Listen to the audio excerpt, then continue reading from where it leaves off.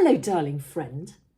If you're thinking about how to inspire youngest children in their very earliest age, I'm sure that what we do is we think about what we might be able to give them.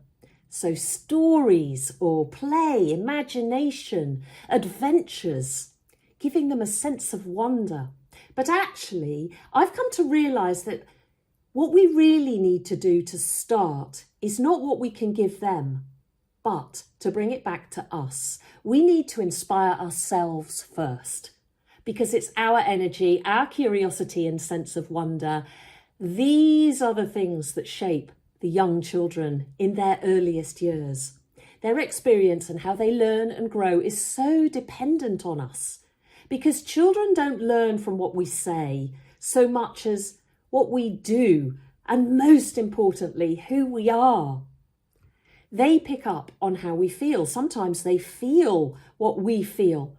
So if we feel inspired and nourished, then it'll rub on those little ones. Find and nurture your own sense of joy, and you will show those little children that curiosity never stops, that discovery belongs to everyone, no matter what their age. In Latin, the root for inspiration literally means to breathe into.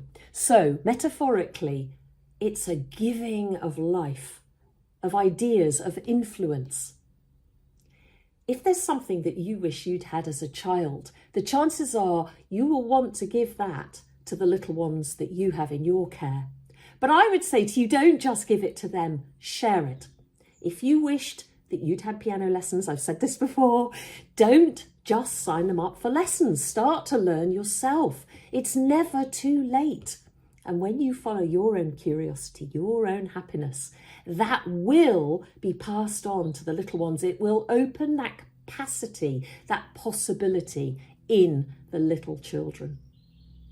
And I know, of course, life is busy.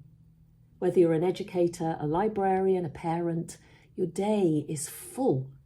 There's planning and caring and tidying, guiding, making money. It's a lot. But I would argue that inspiration isn't a luxury. It's the fuel that keeps us able to do all the things that we need to do. And it also helps us to share and pass on a spark to our youngest children too. And this way, we're all happier and more content. There are less tears, there are less upsets for sure. So where do we find that spark when days are long and you feel very flat? What inspires you? I would suggest you take a book or a journal and just write down, maybe now, what's the first thing that comes into your head that really inspires you? You might need to give yourself and your mind and your body a moment to rest, just to meditate for a moment, to recuperate, to restore, and then consider how you might inspire yourself. What can you breathe into? I know that swimming is what I absolutely love. I love being in water, in the bath, in the river, in the swimming pool. But I don't give myself this opportunity often enough, because I have to drive to where I'm going, get undressed and get into the water, swim, get out, get dry, come back. But I do also know that when I've done this, I am so much more inspired and I'm so much more able to get on with my work, with my family. I'm able to get on with myself.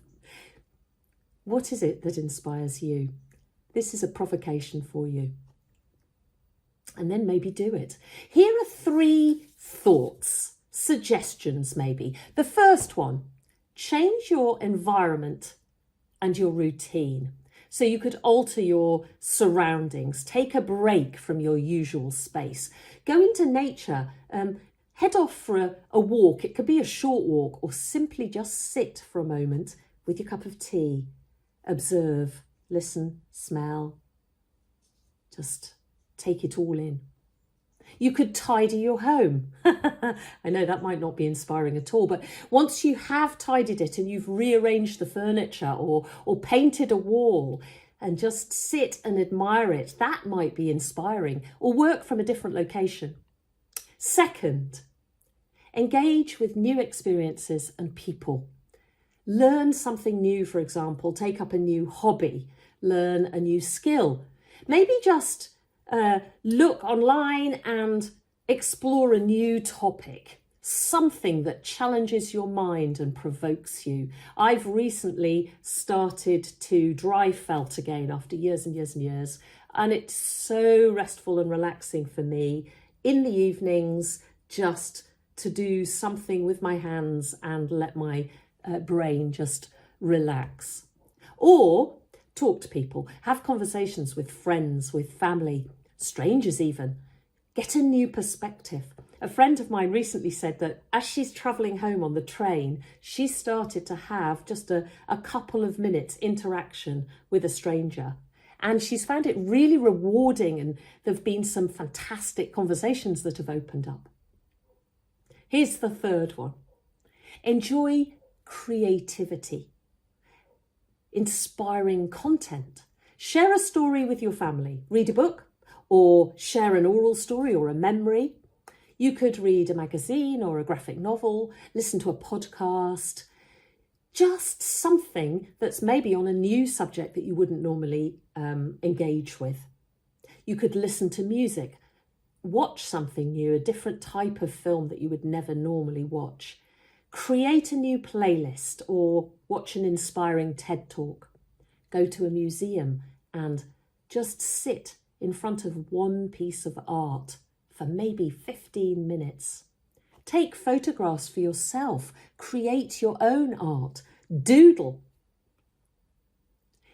Inspiration isn't something that we need to chase.